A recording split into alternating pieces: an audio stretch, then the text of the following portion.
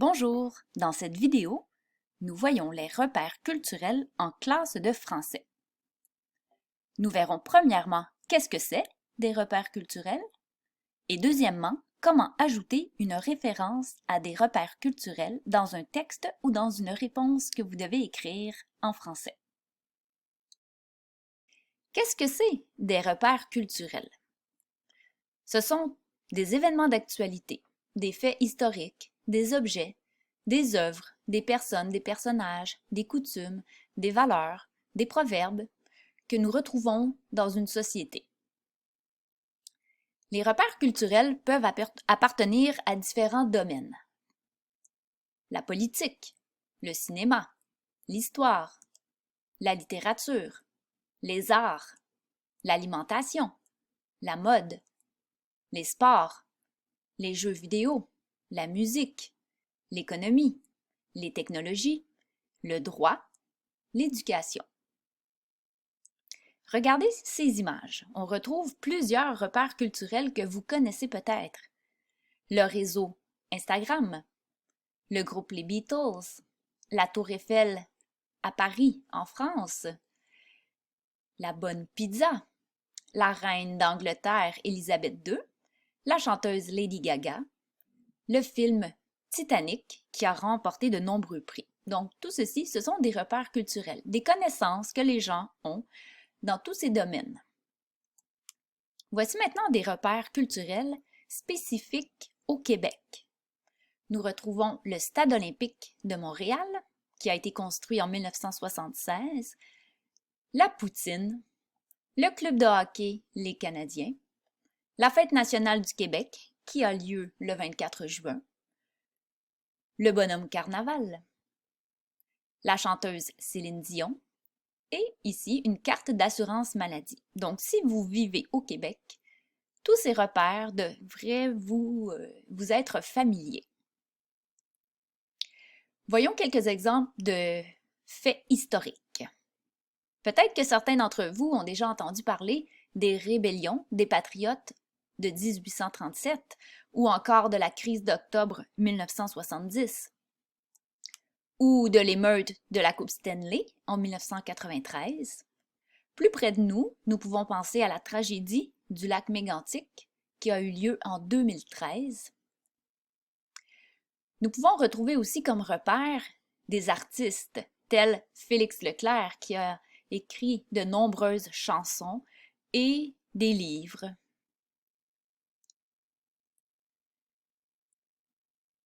Nous avons aussi Patrick Sénécal qui est peut-être un peu plus connu des jeunes d'aujourd'hui parce qu'il a écrit de nombreux romans de style horreur fantastique. Donc peut-être que vous avez déjà lu un de ses romans, Le Passager, 5150 rue des Ormes, peut-être que vous avez vu le film, peut-être que vous avez vu le roman Fin. Peut-être que vous connaissez aussi des personnes qui ont accompli des grands exploits, comme l'athlète paralympique Chantal Petitclerc, ou encore l'aventurière Mylène Paquette qui a traversé l'océan Atlantique toute seule dans sa petite embarcation. Nous retrouvons aussi comme repère des modes de vie, des coutumes. Par exemple, toutes ces fêtes ici, l'Halloween, la Saint-Valentin, la fête nationale, Pâques ou encore la fête de Noël. Dans notre société, nous retrouvons aussi des valeurs qui sont considérées comme des repères culturels. Peut-être que vous savez à quel point toutes ces valeurs présentées ici sont importantes. L'environnement, la démocratie, l'éducation, l'égalité. Ce ne sont que quelques exemples de valeurs québécoises. Nous avons aussi des proverbes qui sont des repères culturels. Les proverbes, c'est comme des dictons, des petites phrases toutes faites qu'on se dit pour faire passer des conseils. Par exemple, il vaut mieux arriver en retard qu'en corbillard. Peut-être que vous avez déjà entendu ça. Ça signifie il vaut mieux prendre son temps plutôt que de risquer de se blesser ou de se tuer. Par exemple, en voiture. Peut-être avez-vous déjà entendu aussi qui vole un œuf vole un bœuf. Ça veut dire qu'il faut se méfier des gens qui ont commis des petits actes criminels parce qu'ils sont capables d'en commettre des plus grands. Voyons maintenant comment ajouter une référence à des repères culturels dans un texte ou dans une réponse que vous devez écrire. Pour ce faire, vous allez devoir examiner quel est le sujet du texte ou quel est le thème abordé dans le texte. Ensuite, vous faites des liens entre le sujet du texte ou des thèmes abordés dans le texte et des événements, des personnalités que vous connaissez, des films, des livres que vous connaissez ou peut-être même des proverbes que vous connaissez. Exemple, si j'ai lu un texte qui parlait de Chantal Petitclerc, l'athlète paralympique, et qu'on me demande ensuite de réagir à ce texte ou de faire des liens entre les éléments du texte, faire de l'interprétation, et je devrais évidemment appuyer ma réponse sur des repères culturels. Alors, je vais me questionner. Chantal Petitclerc, c'est une athlète paralympique. Quel lien je fais avec une autre personne? Ben peut-être que moi, je peux dire, je vais parler de la nageuse paralympique Stéphanie Dixon. Peut-être que ça pourrait me faire penser à un film que j'ai déjà vu, par exemple le film 42, qui raconte l'histoire d'un joueur de baseball, Jackie Robinson, qui a eu un parcours parsemé d'embûches. Peut-être que je peux faire un lien aussi avec le dicton « quand on veut, on peut ». Parce que moi, quand je pense à quelqu'un qui est handicapé et qui réussit à pratiquer un sport, à se rendre aux Jeux olympiques, qui gagne des médailles, eh bien, c'est ce dicton qui me vient en tête. Je pourrais peut-être faire aussi un lien avec l'historique de l'évolution des droits des personnes handicapées. Donc là, mes liens que je vais faire, c'est que je vais aller chercher des repères culturels, évidemment que moi, je connais.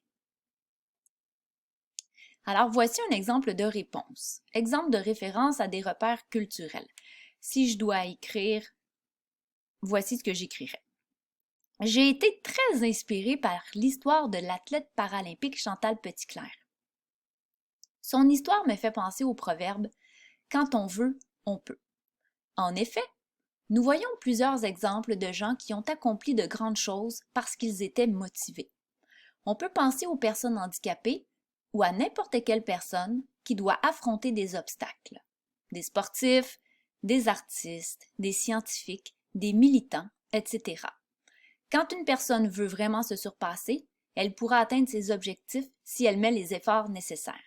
Personnellement, cela m'inspire dans ma vie de tous les jours et principalement dans mes études. Donc moi, si je suis une élève, j'ai lu un texte sur Chantal Petitclerc et je dois faire référence à des repères culturels, j'utilise cette phrase « quand on veut, on peut » et je donne des exemples de types de personnes qui ont dû vraiment être très courageux et qui ont démontré que c'était possible de se rendre loin, malgré des difficultés. Donc, ça pourrait être un exemple de réponse.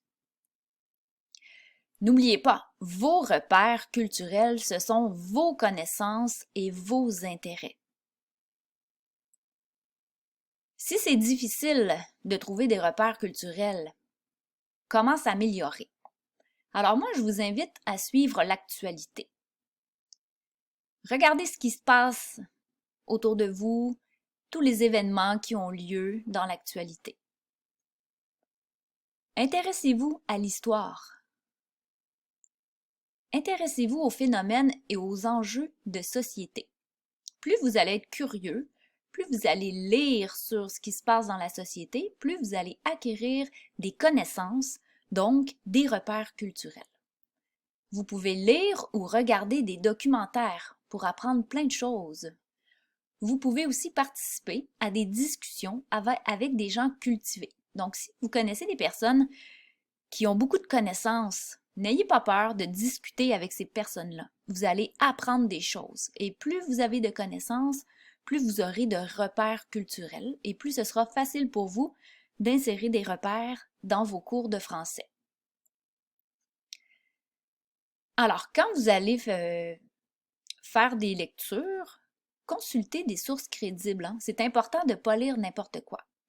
Si vous voulez suivre l'actualité ou si vous vous intéressez à l'histoire, je vous conseille fortement les sites suivants. L'Encyclopédie canadienne, La Presse, Le Devoir et Radio-Canada. Ce sont 4 sources très crédibles pour lesquelles, dans le fond, avec lesquelles vous allez pouvoir acquérir beaucoup de connaissances en lien avec des sujets d'actualité, des faits historiques. Vous allez découvrir des personnages historiques, des événements. C'est bien de s'intéresser à ce qui se passe. C'est comme ça qu'on va avoir plus de repères culturels. Ça va être plus facile pour vous de faire des liens lorsque vous allez lire des textes, faire des liens avec d'autres sujets. Et lorsque vous allez réagir, ça va être aussi plus facile pour vous de faire des liens avec des repères culturels. Alors, j'espère que cette capsule vous a aidé. Alors, n'hésitez pas à la réécouter s'il le faut ou à visiter le site Alloprof qui contient une foule d'informations et d'explications très intéressantes.